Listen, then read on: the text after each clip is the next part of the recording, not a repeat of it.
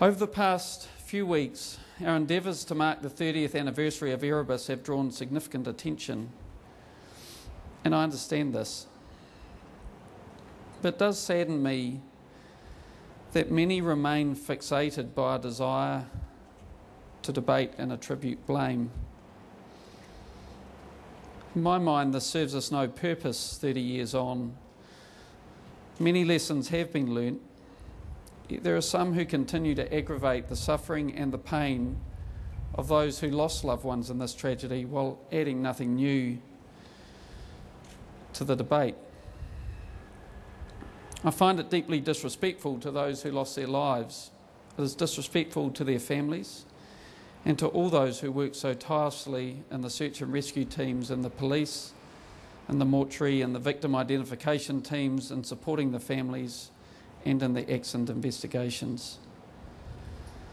These people directly affected by this tragedy deserve our support to help them come to terms with the tragedy to the degree that that is possible. And I believe it's time to put the people first. It's my profound hope that when we formally mark the 30th anniversary of Erebus and the first anniversary of Perpignan, with events on November the 28th in Auckland, Christchurch, Antarctica and in France, that we as a nation are able to stop looking in the past and look to the future and to how we as New Zealanders are able to best support those in our community who have suffered the tragic loss of loved ones, whether it's a very private loss or a tragedy in the public arena like an aircraft accident. It's moments like these that allow us to define who we are as people, what is important to us, and how we support and treat each other in our communities. Without diminishing the significance of the Erebus and Perpignan tragedies in Air New Zealand's history, it is important to recognise that these tragedies sit alongside other tragic events in the history of Air New Zealand, TEAL and NAC, but also so many magical moments that have shaped the Air New Zealand of today. Momentum captures all of these special moments through the way it brings to life the magic of flight.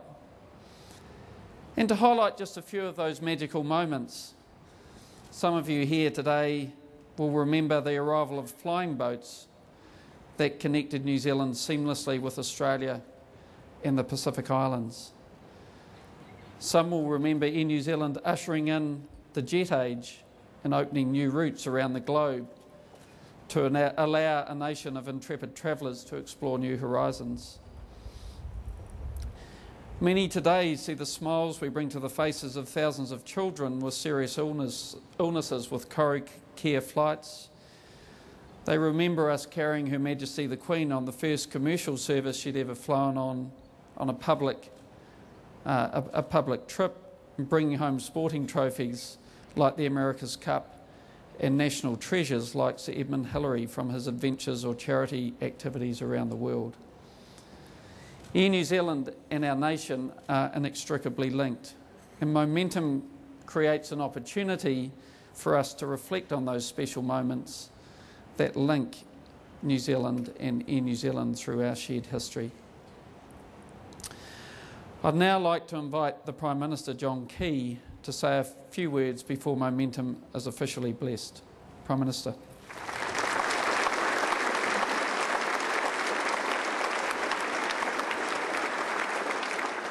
Thanks very much, Rob. I'd like to acknowledge those who join us here today, especially the representatives and loved ones of those who died in Antarctica and Perpignan. As the last, loneliest and loveliest country on Earth, air travel, especially long-haul air travel, is extremely important to New Zealand. In many ways, it is our lifeline to the rest of the world. For decades, Air New Zealand has helped provide that lifeline. The planes of our national airline take us and our products to foreign markets. They take us to visit our relations and friends on the other side of the globe, and they launch us on our adventures throughout the world. Over the years, Air New Zealand and its koru symbol has earned iconic status in the eyes of many New Zealanders. Many of us breathe a sigh of relief when we're returning from some strange country and walk onto an Air New Zealand aircraft to be greeted by the koru on the tail and that familiar greeting, kia ora, welcome aboard. But the history of our national airline has been marked by two tragedies that we are acknowledging today. We reflect on the chilling day in November 1979 when Air New Zealand Flight 901 crashed at Mount Erebus. And we reflect on the day in November last year when an Air New Zealand Airbus A320 went under the water off the coast of Perpignan. The timing was uncanny, 30 years apart. Both tragedies brought shock, disbelief and mourning to our country. I was 18 when Flight T901 went down carrying 257 people. They were all somebody's mother, father, daughter, son, brother or friend. We all knew someone who'd been on board. The Air New Zealand crew who perished on Mount Erebus had been especially chosen. The passengers who travelled with them were also exceptional. They displayed the kind of curiosity and boldness and bravery that sets New Zealanders apart from the rest of the world. Many were also foreign nationals. They had chosen to go on what was and still is one of the world's great remaining adventures to the frozen ice cap of Antarctica. So too with the crew in Perpignan. They were highly valued, trusted and expert members of the Air New Zealand team, and they were well supported by their colleague from the CAA. They embodied the finest of New Zealand values, the can-do, down-to-earth excellence that has built Air New Zealand into a flagship company.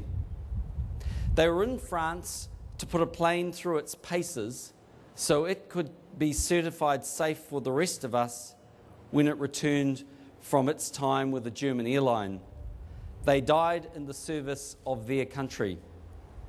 I, with the rest of New Zealand, am proud of the way our national airline responded to the Perpignan accident.